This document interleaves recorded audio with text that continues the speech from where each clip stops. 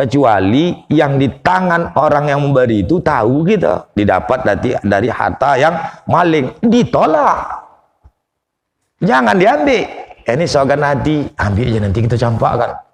Wah, tak boleh. Kalau betul-betul itu yakin akan haramnya, jangan diambil.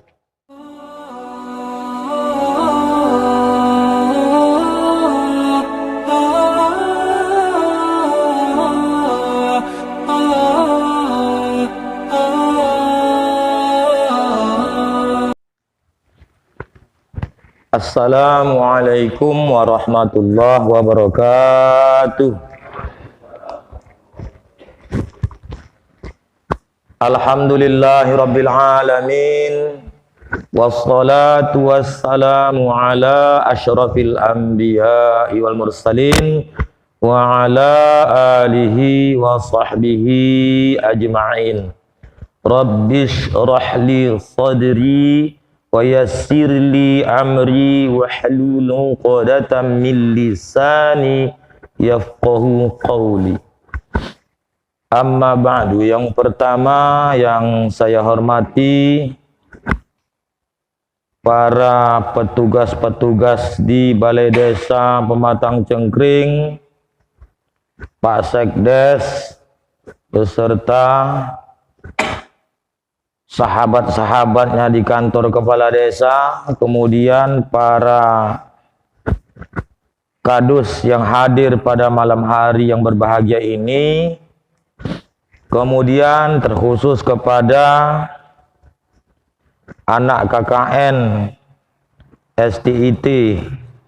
Mudah-mudahan mereka ini kita doakan sebagai pejuang al-haq, melawan kebatilan dan tetap berjalan di syariat Islam. Amin ya rabbal alamin. Baiklah, kita akan lanjutkan kajian dalam kitab Hidayatus Salikin, hasil buah karya Abdul Samad Palembani, orang Palembang yang telah banyak berjasa dalam mengembangkan ilmu pengetahuan untuk kita.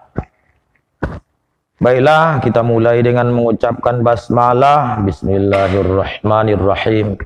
Qala al-muallifu rahimahullahu ta'ala wa nafa'ana bi ulumihi fid dharain amin. Tsumma qala Allahumma hidayatan lis-shawab ya rabbal alamin. Syahdan, ketahui olehmu bahwa hukum syara' itu terbahagi atas dua bahagi. Pertama, hukum jawaz, yakni yang harus. Kedua, hukum afdol, yakni yang terlebih utama.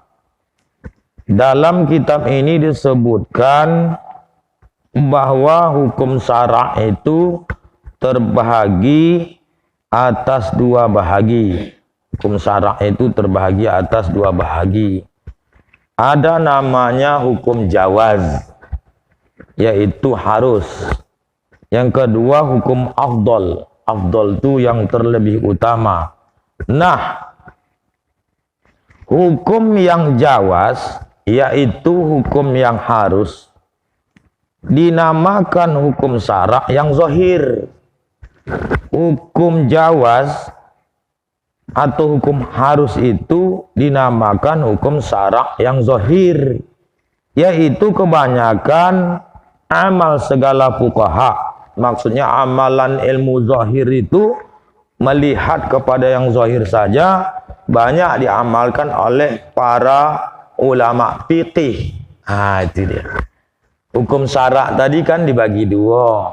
Itu ingat. Pertama, hukum syara'nya yang jawaz, yakni yang zahir. Kemudian hukum afdal, yang terlebih utama. Nah, hukum syara' yang jawaz itu, yaitu yang harus. Itu kebanyakan diamalkan oleh ulama fikih, fuqaha, melihat daripada zahirnya saja. Ini berkenaan tentang apa? Ini berkenaan tentang pemberian oleh orang kepada kita. Baik orang itu penguasa, ataupun orang-orang sekitar kita, ataupun orang-orang yang kita kadang tak kenal. Jadi pemberian itu kita terima ataukah tidak. Nah, disinilah nanti dibahas. Jadi pandangan ulama fikih dan ada pandangan ulama sufi atau ulama tasawuf. Nah, tadi sudah kita tahu bahwa hukum syarak tadi terbahagi dua. Hukum syarak yang zahir dan hukum syarak yang batin. Hukum syarak yang zahir itulah ulama fuqaha yang banyak memakainya. Kemudian hukum syarak yang batin itu nanti orang tasawuf, orang sufi. Dan hukum yang afdol itu yaitu dinamakan hukum wara'. Wara' ini orang yang sangat berhati-hati, yang batin. Jadi ilmu batin di sini bukan menuntut ilmu qabal, tidak. Maksud ilmu batin di sini dia itu orang yang wara', sangat berhati-hati dalam melaksanakan amal ibadah. Yaitulah yang diamalkan oleh segala orang sufi. Orang sufi ini bukan berarti dia bersusah-susah, pakaian kumal, tidak. Tak berkehendak kepada dunia, ditinggalkan dunia. Tak seperti itu. Dia hidup di dunia, dia tetap beribadah, tapi sangat berhati-hati. Apalagi tentang masalah makanan. Ini menjaga perut daripada makanan yang haram. Tempoh hari kan, kullu lahmin nabata min haram kanan naru aulabi. Setiap makanan yang haram itu yang masuk ke dalam perut kita, jadi maka api neraka itulah terlebih aula untuk dia, cocok untuk dia. Jadi berhati-hati betul ulama sufi ini.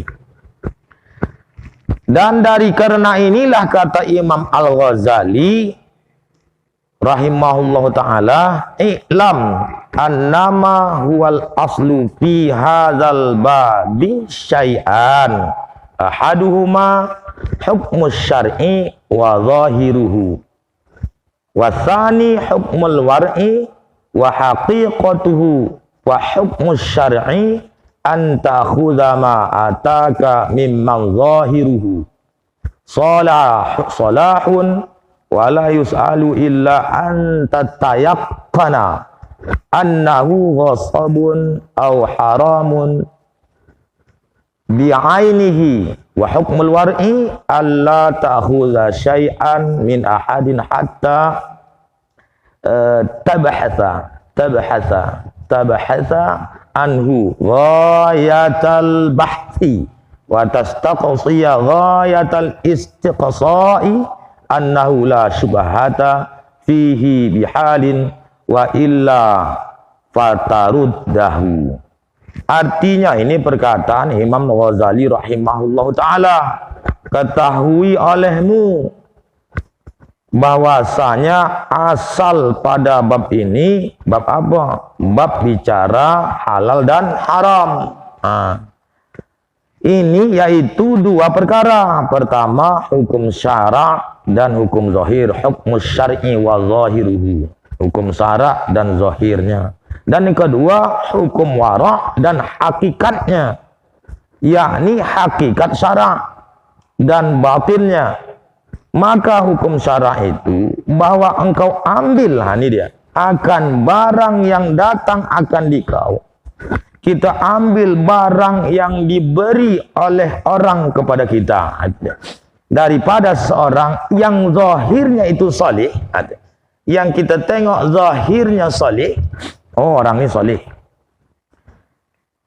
dan tiada ditanyai, jangan ditanya gitu, melainkan jika yakin bahwasanya harta itu dapat daripada rampok atau nyata haramnya. Itulah dia. Jadi Kalau kita diberi oleh seseorang, maka orang itu kita lihat zahirnya soleh. Udah, tak apalah kita tanya, dari mana bapak dapat nih? Sama orang soleh itu kita tanya, tak apalah. Jangan ditanya. Melainkan jika yakin bahwasanya harta itu dapat dari rampas. Yakin kita harta yang datang dari tangan orang soleh itu didapat daripada harta rampas, rampok, atau nyata haramnya. Habis.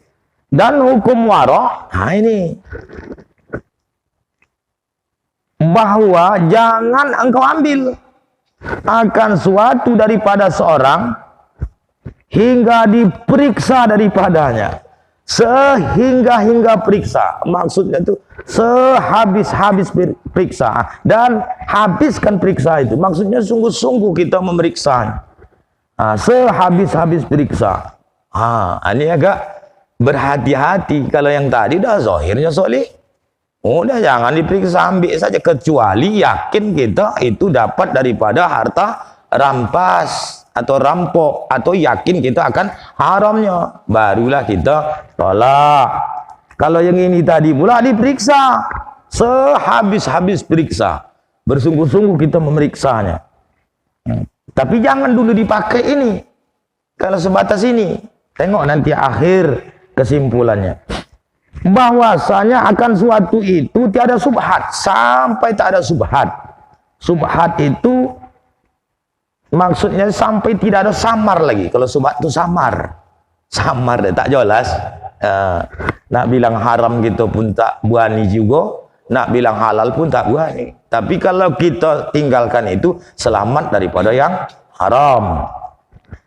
Sehingga tidak ada subhat lagi di dalamnya, kita tak ragu lagi di dalamnya, jelas halal dengan segala halnya, kelakuannya. Dan jika tiada yang demikian itu, ingat, ini ada syarat.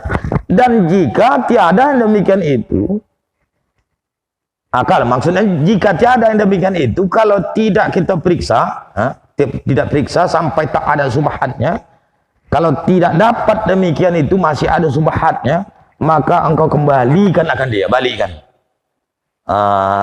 Keras tidak? Diperiksa, dari mana kau dapat nih? Sampai yakin kita tak samar lagi, tak ada subhat.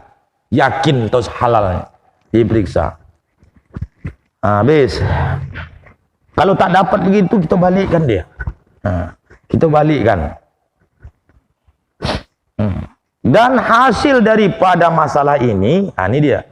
Hasil daripada masalah ini ada kesimpulannya. Seperti yang disebutkan oleh Al-Imam Ghazali rahimahullah ta'ala dalam kitabnya, ada kitabnya juga, Arba'in fi Usuluddin, bahwa wajib, wajib atas orang wara' yang sangat berhati-hati tadi, orang yang sufi. Tapi sufi ini bukan susah pikiran. Sufi ini dia tuh paling tenang pikirannya. Sufi maksudnya orang yang akhlaknya tinggi, akhlaknya. Wajib bagi orang yang wara' itu, yang berhati-hati itu tadi, memeriksa akan suatu yang didatangkan akan dia oleh orang yang tiada diketahui akan hal mereka itu. Datanglah seseorang yang kita tidak tahu asal usulnya, membawa makanan misalnya. Nah, ini ku sedekahkan untuk kau, ini ku hadiahkan untuk bapak, misal. Jadi yang macam gini tadi diperiksa, wajib bagi orang wara' tadi memeriksa yang mana bahan makanan yang dibawa oleh orang yang kita tak ketahui asal. Tapi kalau abang kita satu rumah pula, jelaslah makanannya itu roti dibolinya kedai itu, nak periksa lagi topuknya kena abang awak. Bukan tasawuf itu. Hingga nyata akan halalnya, jelas dia.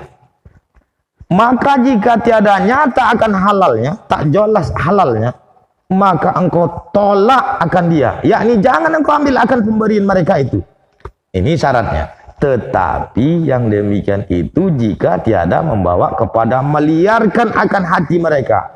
Kalau meliarkan hati itu apa arti? Kalau binatang liar, jauh pun tidak ada dia. Jauh. Semakin tak syukur dia kepada awak. Liar hati saudara kita yang datang tadi, walaupun tak tahu asal usulnya. Bisa bakalan menyakiti hatinya. Syaratnya jangan sempat meliarkan hati mereka yang memberi itu tadi. Maka yaitu tiada harus engkau periksa, karena menyakitkan hati seorang itu haram. Itu pula dia. Syaratnya gitu bagi orang warak tadi. Walaupun dia warak, tapi tidak sampai menyakiti hati yang memberi makanan itu. Walaupun orangnya tak dikenal.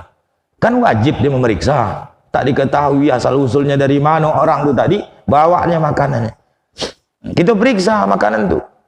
Wajib periksa. Tapi memeriksanya itu dengan syarat. Sakit tak hati kawan itu. Kalau bakalan sakit hatinya, jangan diperiksa. Walaupun dia orang warong sekalipun. Karena kalau menyakiti hatinya dalam kita memeriksa itu, apalagi pada orang banyak dia di situ, dipermalukan pula dia. Seolah-olah kita takkan meyakini dia. Memang ada tanggung jawab kita meriksa, tapi jangan menyakiti. Syaratnya itu. Habis. Dan demikian lagi jika engkau nyatakan kepada orang yang lain daripada mereka itu, ini nyatakan.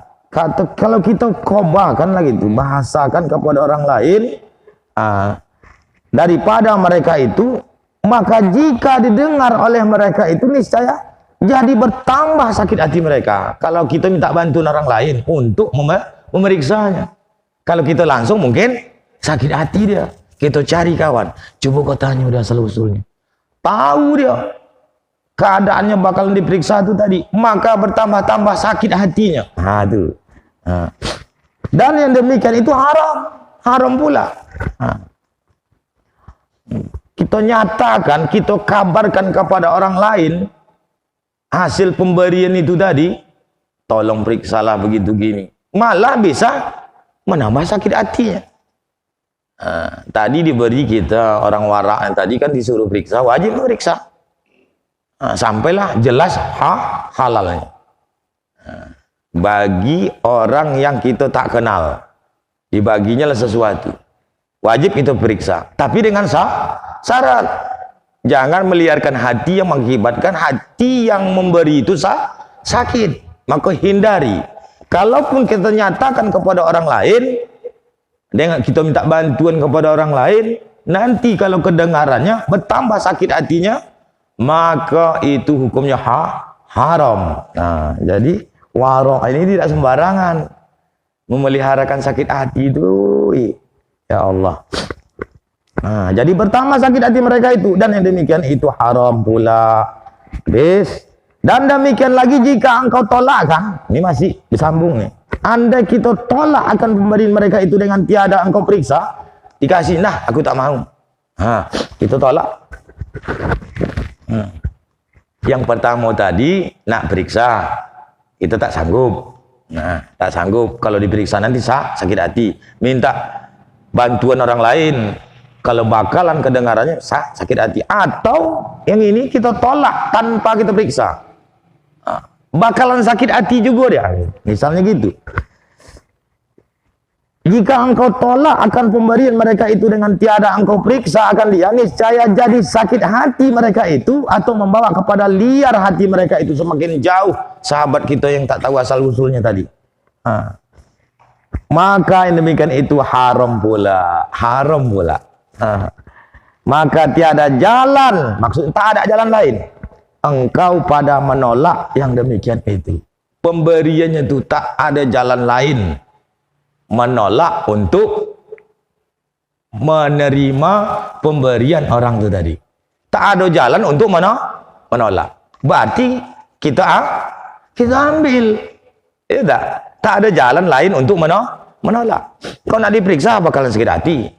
Nak kita bantuan orang lain, kita nyatakan ke orang lain, nanti tambah sakit hati. Nak ditolak tanpa periksa pun bakalan sakit hati. Maka tidak ada jalan lain untuk menolak. Berarti apa hukumnya lagi? Berarti wajib itu menerimanya. Itu dia. Nah, tambah lagi, belum sampai wajib. Panjang lagi citonya, belum sampai situ. Memang akhirnya sampai situ nanti. Tidak ada jalan lain untuk menolaknya, melainkan dengan lemah lembut. Boleh kita tolak. Tapi dengan lemah lembut. Lemah lembut kita menolaknya. Maka jikalau tidak dapat engkau tolakkan, akan yang demikian itu dengan lemah lembut pun bakalan sakit hati. Bilang, Pak, minta maaf yuk. Karena Pak kan tak kenal saya. Dari mana Pak dapat nih makanan nih? Sebelum saya timo, saya ingin nak tahu. Lembutlah kita bercakap itu. Kau memang lembut bahasa kau, berarti kau curiga sama saya.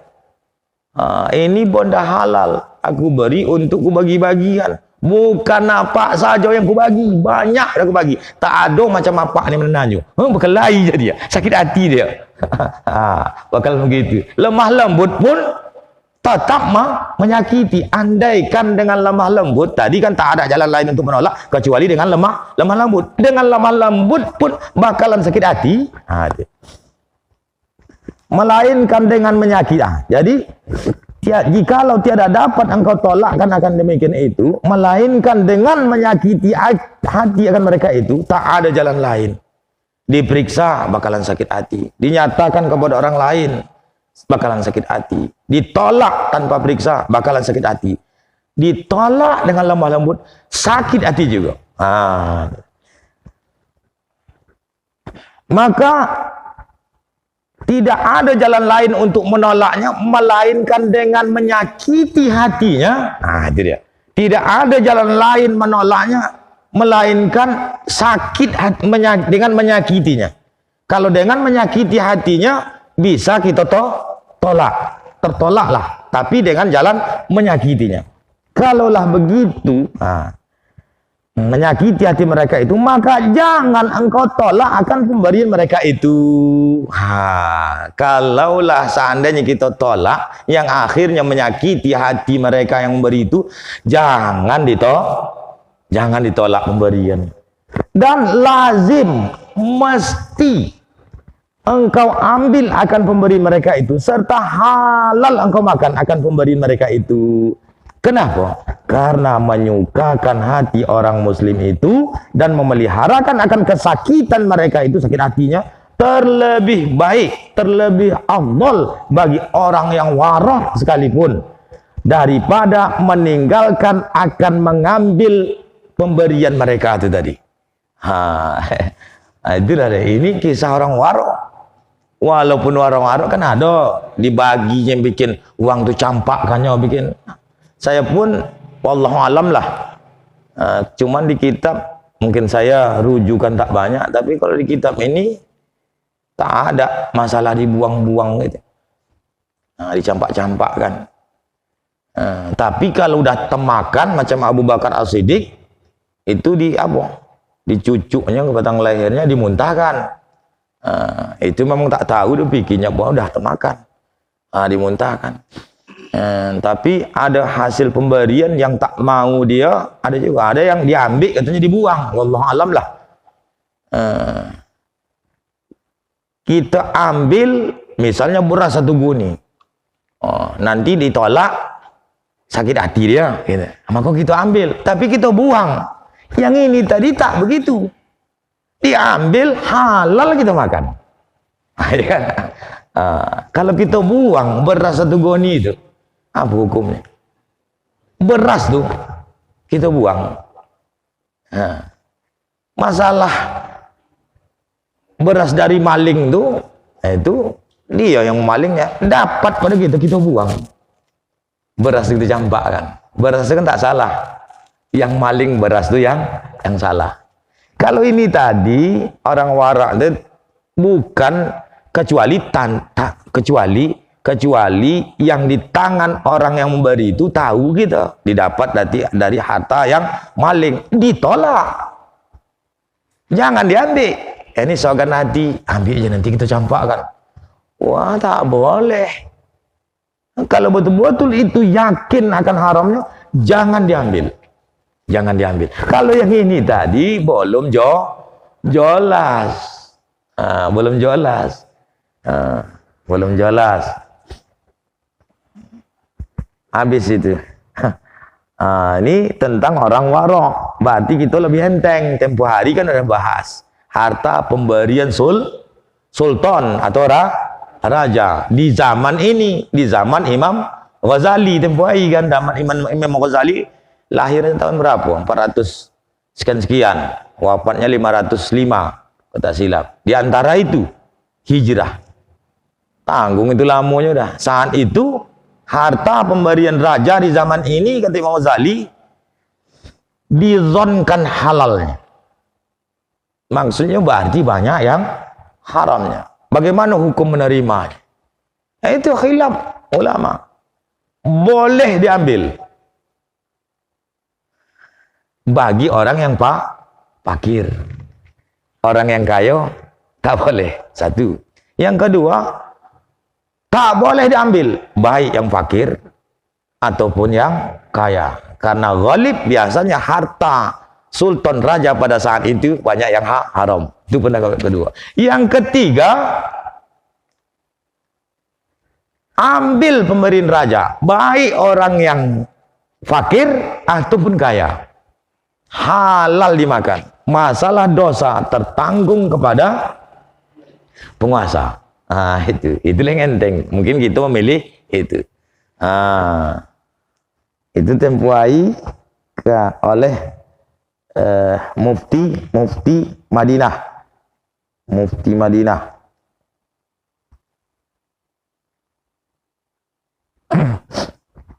Dimutamankan oleh Syekhuna Al-Alim Al-Alamah Al-Amil bi ilmihi Maulana Syekh Muhammad Ibnu Sulaiman Al-Kurdi Al-Madani Al-Mufti fil Madinah Al-Munawwarah. Yang terakhir tuh. Yang terakhir tuh dia. Jadi mungkin kita kalau saat ini jangan kita tanya-tanya mana. Tapi bagi yang warok harta pemberian misalnya dari penjara, ada yang dia tidak hendak menerima hasil pemberian yang berkaitan dengan pihak kerajaan. Misalnya dia di penjara lah, tadi zalimi oleh misal raja yang zalim. Jadi tentara-tentaranya itu kalau dibagi makan tak mau dia. Dia diambil daripada harta yang dikirim oleh istrinya. Itu kadang ada yang buat seperti itu. Bapak-bapak yang insya Allah dimuliakan oleh Allah Subhanahu wa Ta'ala. Dan demikian lagi, nih. Udah. Yang mana di batas? Oh, lagi. Oh iya. Arab Melayu ini kadang titik entah mana-mana. Nah, awak mengabukannya.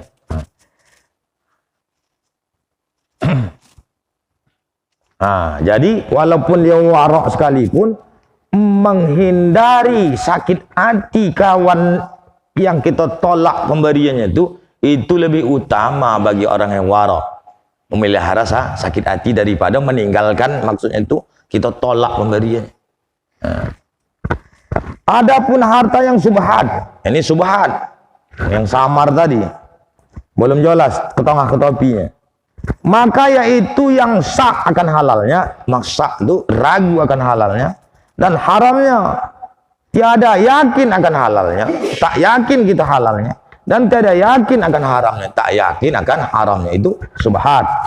Seperti sabda Nabi SAW, al-halalu bayyinun wal haram bayyinun wa bainahuma umurun mustabihatun la ya'lamuhu katsirun minan nasi famanittaqa asubhati faqad istabara'a li'arudihi wa dinihi wa man waqa'a fi subhati waqa'a fil haram karra'i haulal hima yusaku an yaqa'a fihi.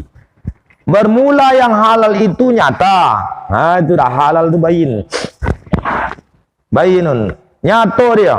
Dan yang haram itu pun jelas, nyata. Dan antara keduanya mana? Haram dan halal itu. Beberapa perkara yang subhat, tak jelas. Yang tiada mengetahui akan dia, sulit kita mengetahuinya. itu oleh kebanyakan daripada manusia. Sedikit sekali orang yang mengetahui tentang yang subhat itu. Maka barang siapa meliharakan akan subhat itu, maka sungguhnya lepaslah ia bagi kehormatan. Sini kemaluan. Kemaluan tu lepaslah dia kehormatan dirinya dan agamanya daripada jatuh kepada yang haram. Kalau kita tinggalkan yang subhat itu, daripada kita ambil, tak jelas ketongah atau bisa diambil, selamat kita daripada yang haram. Dan barang siapa jatuh di dalam subhat, terjerumus dalam subhat itu tadi, niscaya jatuh ya di dalam haram.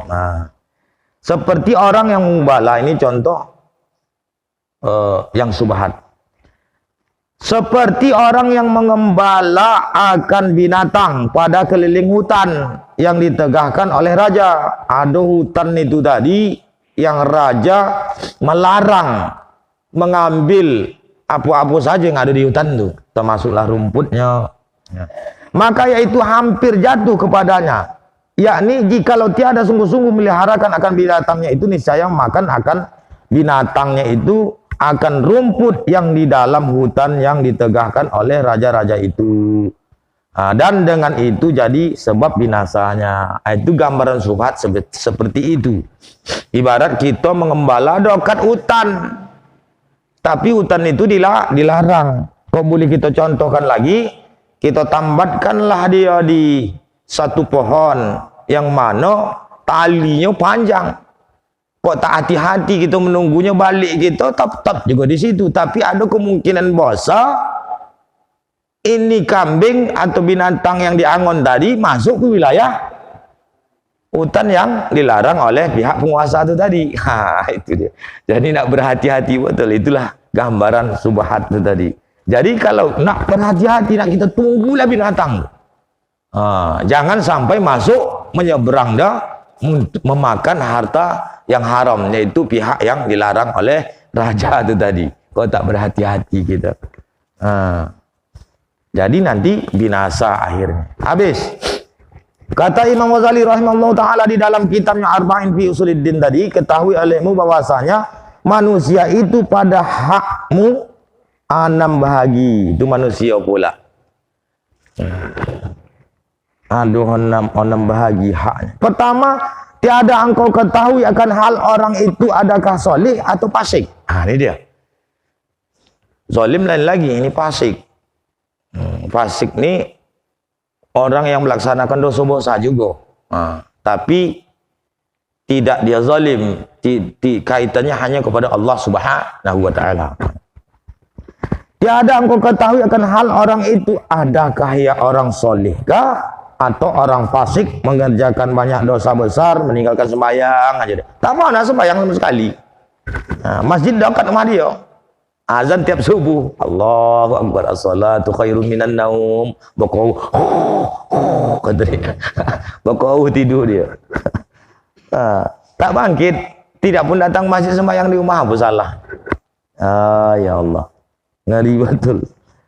Bokau masalah sembahyang nanti kita baca kitab Minyatul Musolli, ya Allah. Hadis-hadis pun ancaman orang meninggalkan sembahyang itu berat betul. Berat. Hadis-hadis pun berat juga tentang orang yang meninggalkan sholat. Jadi cukuplah yang dulu-dulu kita tak sholat. Sampai Nabi pun akhir kalamnya mengingatkan as-sholah, ummati as-sholah, as-sholah. Karena dia meruntuhkan agama. Orang yang tak sembahyang itu dia itu meruntuh agama. Yang bilang itu Rasul, as-salatu imaduddin. Salat itu tiang agama. Faman aqamaha faqad aqamadin. Barang siapa mendirikan salat, berdirilah agamanya. Wa man tarakaha faqad hamadin wa man taraka faqad hadamaddin. Barang siapa tidak mendirikan salat, maka dia barang siapa meruntuhkan akan agamanya. Barang siapa tak mendirikan salat, maka dia meruntuhkan akan agamanya. Kan dia meruntuhkan. Kan kok adonganya cakap mengamuk dia kan. Tanpa dia sadari dia meruntuhkan agama. Itulah orang Islam tu. Islam tu, asalkan Islam dia mesti salat. Ibadah yang nomor 1 setelah akidah. Tolak ukur diterima amal ibadah atau tidak salat. Tak salat, haji nol. Tak sembahyang dia, pergi dia haji. Duitnya banyak. Zong. Sah hajinya sah. Apa saja ini buatnya tak berhak kalau tidak dia salat. Bainal kufur wal iman tarkus salah, antara iman dan kufur itu tarkus salah, meninggalkan salat. Ya Allah ya Karim. Itu hadis Nabi. Tak salat. Nampak keras dengan keras. Imam Syafi'i alhamdulillah kafir di situ, kafir nikmat. Bukan kafir murtad. Enteng lah Imam Syafi'i. Ya Allah. Tapi ada hukuman. Tempoh hari apa? Hukuman orang yang meninggal salat tuh. Apa hukumannya? Indah Syafi'i, dari sisi Syafi'i, mazhab Syafi'i, hukum orang meninggalkan salat. Ada yang ingat? Apa hukumannya? Apa? Itu jangan zani muhsan yang ditanam tuh. Uang tak sembahyang jangan ditanam. Dia apa? Dibakar rumahnya tak kono lagi dia. Orang yang meninggalkan sholat itu di Fathul Muin, nanti dipikir, nanti bagian apa Pak Saruman itu. Orang yang meninggalkan sholat sampai waktu penjamaannya, maksudnya itu yang sholat bisa zuhur dan asar, maghrib dan isya. Dia tak sholat zuhur sampai asar, disuruh bertaubat, tak mau bertobat oleh pihak penguasa, maka tak mau bertobat, laksanakan eksekusi dia waktu habis asar, waktu maghrib, laksanakanlah pidana. Ada pidananya, pancung batang leher. Itu mazhab Syafi'i. Dipancung batang leher. Kalau inilah berlaku saat ini, maksudnya tetap berlaku. Kalau dilaksanakan ini, ya Allah, berapa banyak kepala-kepala sunyi kampung. Tapi kalau bertobat dia di kodonya, jangan pula dipenggal. Itu bedanya dengan hukum zani muhsan. Zani muhsan itu orang yang sudah pernah nikah dengan nikah yang sah, baik itu suami orang dengan istri orang atau duda dengan janda, melaksanakan perzinahan lengkap dengan saksi, dirajam sampai meninggal juga. Itulah dikuburkan dalam tanah itu tadi. Tapi jangan tonggalam, tak sampai nanti kita melemparnya. Padam sendiri, jangan semua. Ada bekas apa namanya, tinggalkan untuk tempat melemparnya. Iya, sampai leher ataupun dado lah, sampai mati kita lempar. Habislah dosa dia berbuat zina. Zaman sahabat pernah terjadi. Tetapi ini kalau terjadi perbuatan zina, bertobat aja kita kepada Allah Subhanahu wa taala. Zaman itu tuh seorang perempuan itu memang betul-betul bertobat nasuha, minta suci kan kepada Rasulullah bahwa dia sudah berzina. Dia mengaku sendiri. Kemudian hamil. Rasul tak spontan dilaksanakan hukum rajam tuh. Tidak dalam keadaan hamil. Kalau dalam keadaan hamil pula dirajam, berarti ada yang kita bunuh lagi, yang tak bersalah. Tunggu anak tu lahir. Itu setia betul pada hukum, bertobat nasuha. Lahir anak, gendongnya anaknya tadi. Ya Rasulullah, udah lahir anakku. Siapa pula nak bolonya nanti, nak mengasuhnya? Tunggu 2 tahun. Sampai 2 tahun tunggu lagi. Sampai 2 tahun, berarti anak ini sudah bisa diasuh oleh orang lain, karena udah oleh ASI udah sampai 2 tahun. Kita pun nanti kalau menyusu, bukan kita, anak-anak kita, kalau kita nggak punya nyusu lagi. Itu anak kita nanti kok menyusu, jangan sampai pula bertahun-tahun.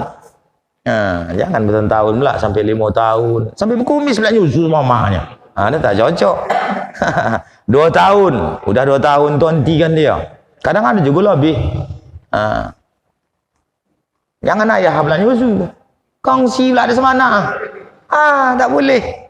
Apakah hukumnya suami menyusu kepada isteri sedang melahirkan? Apa hukumnya? Haram atau tidak? Tidak. Jangan haram pula, bukan najis susu tu. Orang punya dia, semua tu punyalah dia laki. Tapi kasihan awak. Itu untuk jatah anak kita ambil. Kita semakin kamu, anak semakin bos. Tak cocok itu. Dulu kan ada kalau menyusu sama bini itu jadi anak. Nak susun pula. Laki orang jadi anak tidak.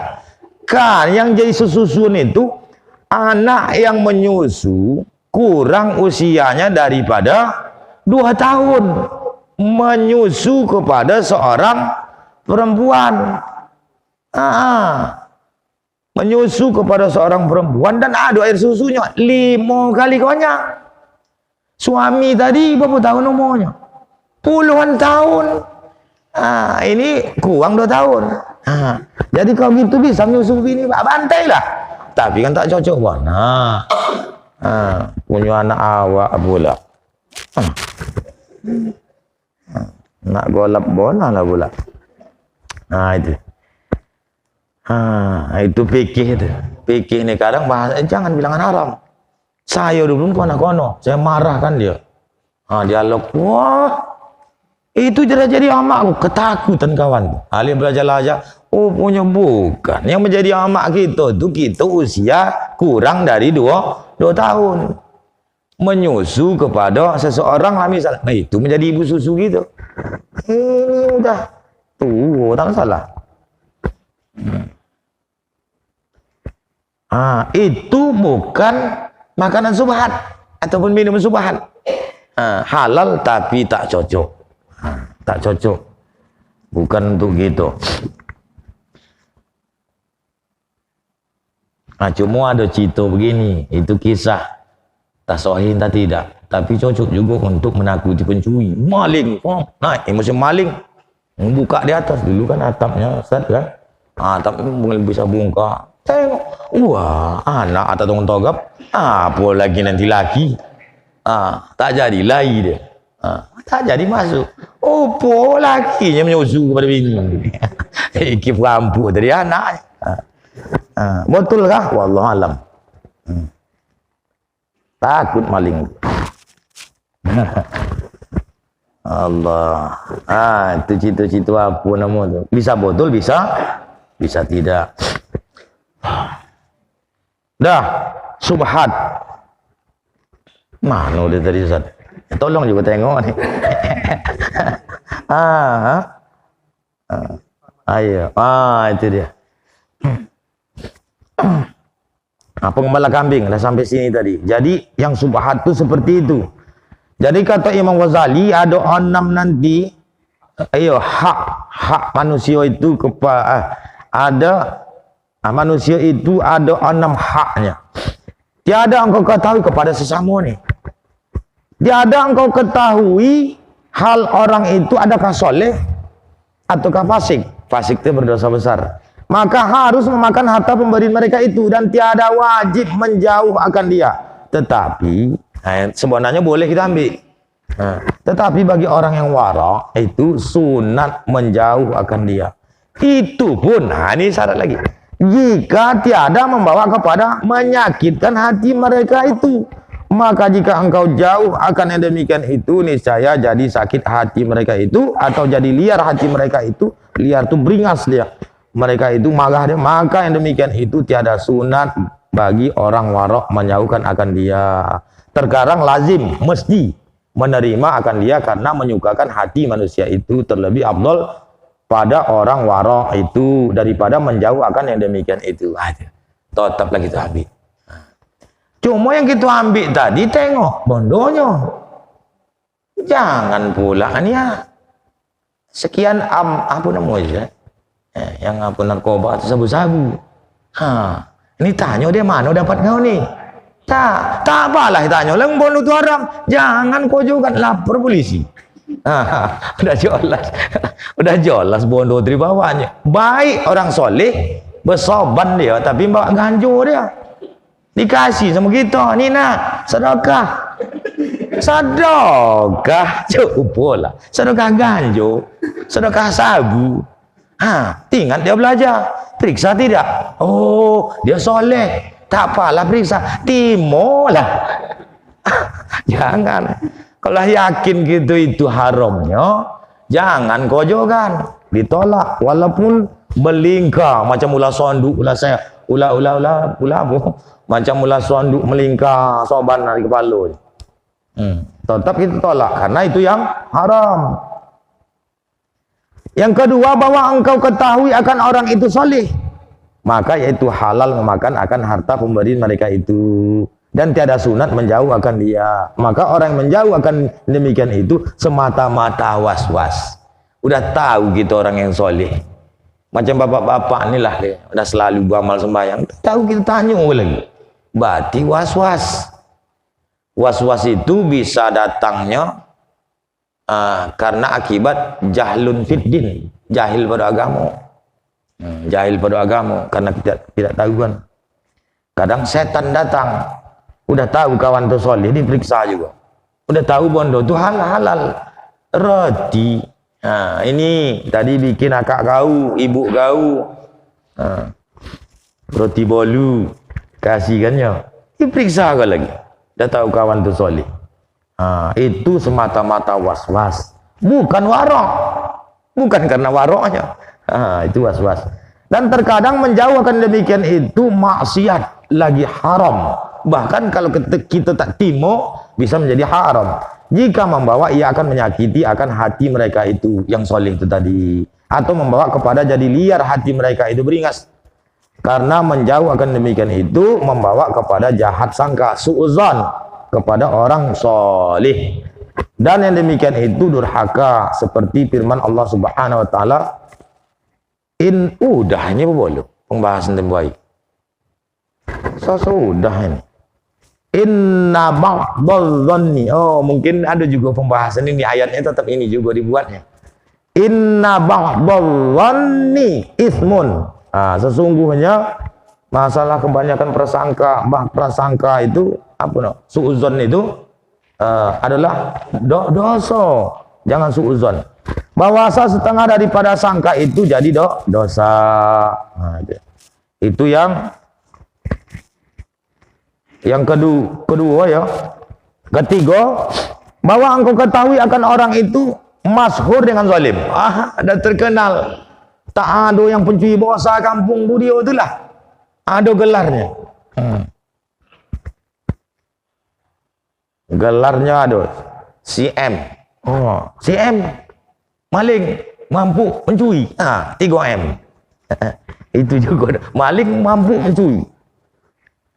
Udah tergelar masyhur. Ason si Polan tu tak lain. Dan masyhur ia berjual beli dengan riba, bertransaksi riba. Datang dia jual ke kau sekian, dikasih modal kawan. Riba, membungakan duit. Banyak bunga ke atas, bunga ke lagi, bunga apa pun banyak boleh kita tanam, tapi bunga riba usah ditanam. Bahaya, buncit pot kita nanti di padang mahsyar. Tahapu dalam tahulah, tahapu riba. Ya Allah. Riba itu artinya bertambah, bertumbuh. Tapi nak ada perjanjian. Aku pakai duit dulu 2 juta, aku nak pergi Malaysia. Yo, ni aku bagi. Jangankan 2 juta, 10 juta tak kau. Tapi ingatlah, nanti balik kau di Malaysia, udah 10 juta tu tambah 10 juta limper. Senang hatinya. Limper. Tahu salah limper. 10 juta menjadi 15 juta kau bayar nanti. Sepakat? Sepakat. Yang limper tadi pun tetap riba, apalagi yang 5 juta tambahnya tetap riba. Ada perjanjian dia. Tapi kok tak ada perjanjian tak masalah, asalkan jangan menjadi kebiasaan. Dia kita bagi modal 5 juta pinjam. Nanti ku bayar. Udah. bayar 5 juta. Ini ada dikasihnya begitu gini lagi, tak masalah. Itu pula dia. Tapi jangan menjadi kebiasaan. Asal meminjam tempat sekolah itu 1 juta, pastilah dibalikan 1.050.000.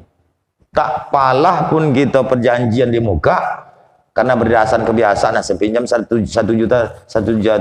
juta, nanti baliknya 1 juta lempul. Maka itu pun tetap riba. Masyhur dengan zalimnya tadi, masyhur dengan jual beli riba, hingga engkau ketahui bahwa segala harta mereka itu haram. Tahu kita, atau kebanyakan harta mereka itu haram, seperti kebanyakan daripada orang yang zalim, maka haram memakan harta pemberian mereka itu. Jangan kita makan. Ajab betul. Tapi jelas nih harta riba. Tapi kok bercampur-campur nanti, masih ada lagi yang halal, mungkin ada dia jual bol, ada dia berniaga yang tidak riba. Itu jangan kita suuzon. Tapi kok nak berhati-hati, tak sakit hati dia, boleh kita ambil. Kemudian kita percepat sikit ya sampai ke 6 ni, bahwa engkau ketahui akan kebanyakan harta mereka itu halal. Kebanyakan halal, banyak pula. Tapi tiada sunyi daripada harta yang haram. Maksudnya tiada sunyi daripada yang haram tu, tak kosong daripada yang haram. Ada juga pun yang haram. Banyak yang halal, tapi ada dia juga hartanya yang haram, walaupun tak banyak. Seperti ada harta mereka itu dapat daripada pusaka, atau dapat daripada berniaga. Dan serta yang demikian itu ada berkhidmat kepada raja-raja yang zalim. Ini pula dia. Dia harta pusaka itu halal tidak halal. Daripada mendiang ayahnya dulu atau mendiang amaknya halal. Tapi tugas dia bekerja berkhidmat kepada raja, penguasa yang zalim. Maksudnya raja yang zalim, penguasa yang zalim. Maka pada ghalib harta, kebiasaan harta mereka itu, raja yang zalim itu halal. Mereka itu tadi halal, tetapi tiada sunyi daripada bercampur dengan harta yang haram. Penguasa yang zalim itu halal, tapi tiada sunyi, tak bebas daripada yang haram. Maka seyogianya bagi orang yang warak, ini menjauhkan daripada harta mereka itu. Kalau orang warak, jauhkan. Tetapi pada syarak, tiada haram memakan harta mereka itu. Tak haram, ambillah. Itu dia. Yang kelima, bahwa orang itu tiada engkau ketahui akan halnya, tetapi ada engkau lihat atas mereka itu alamat, ada tandonya. Orang zalim, kita tidak tahu halnya orang ini tadi, tapi ada alamat, ada tanda orang ini zalim. Seperti mana? Ia memakai pakaian askar ni tentara. Tentara maksudnya tentara raja yang zalim, atau pakaian hamba raja yang zalim. Itu dia. Maka alamat ini menunjukkan akan harta orang itu haram, maka wajib menjauhkan dia. Dan jangan engkau makan akan harta mereka itu, melainkan jika sudah engkau periksa akan dia. Maka jika engkau dapat akan harta mereka itu alamat menunjukkan akan halalnya, maka harus engkau makan harta mereka itu. Periksa dulu sampailah bertemu halalnya. Kalau seperti ini tadi, terakhir, bahwa engkau lihat akan orang itu alamat yang membawa kepada fasik. Beda dengan zalim. Fasik bukan alamat zalim, seperti ia melihat akan perempuan yang hilat. Kita tengok dia ni asing ngintip uang aja. Mengintip betina perempuan yang hilat. Menengok asing jumpa tengah jalan musino mata. Itu berdosa fasik. Atau ada yang kebanyakan memakai emas atau kain sutra. Pakai emas. Kalau perempuan tak masalah, laki-laki pakai cincin emas. Kok cincin cepat isani kalau emas tak apa-apa. Cincin emas atau kain sutra yang mahal. Cincin emas, kalung emas, itu laki-laki tak boleh pakai. Rasul pernah menyuruh campakkan cincin yang ada di jari seseorang saat itu. Kau dengan sengaja memasukkan bara api di tangan jadi jari engkau, campakkan laki-laki. Campakkannya datang satu orang. Nanti ku ambil, ku kasihkan semua uang. Sekali Rasul menyuruh buang, takkan ku ambil lagi. Jangan pakai emas atau kain sutra, jangan. Tapi kok kita ni mana lah terboli. Nah, dengan sengaja tak terpakai. Atau meninggalkan sembahyang. Fasik. Harta orang meninggalkan sholat boleh tak diambil. Nah, itu. Semuanya ini alamat fasik, bukan alamat zalim.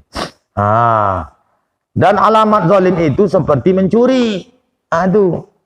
Dan berjudi. Mencuri dan berjudi. Dan menyabung ini melagu ayam. Dan merampas hubungannya pada makhluk. Dan menganiaya, ini zalim.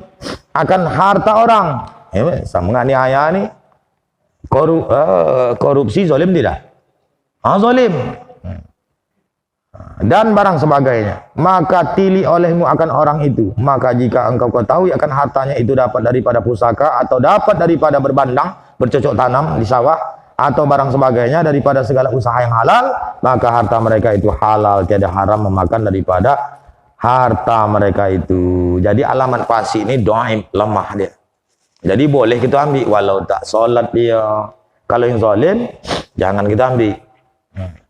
Kecuali jelas halalnya untuk berhati-hatinya. Mungkin sampai di situ akan datang dan demikian lagi jikalau tiada engkau ketahui akan halnya itu mereka itu maka itu halal seperti yang dikata oleh Imam Ghazali rahimahullah taala. Wallahu alam. Kepada Allah semanapun, kepada Bapak sekalian mohon maaf atas segala kurangan. Saya kembalikan kepada Adinda moderator. Assalamualaikum warahmatullahi wabarakatuh.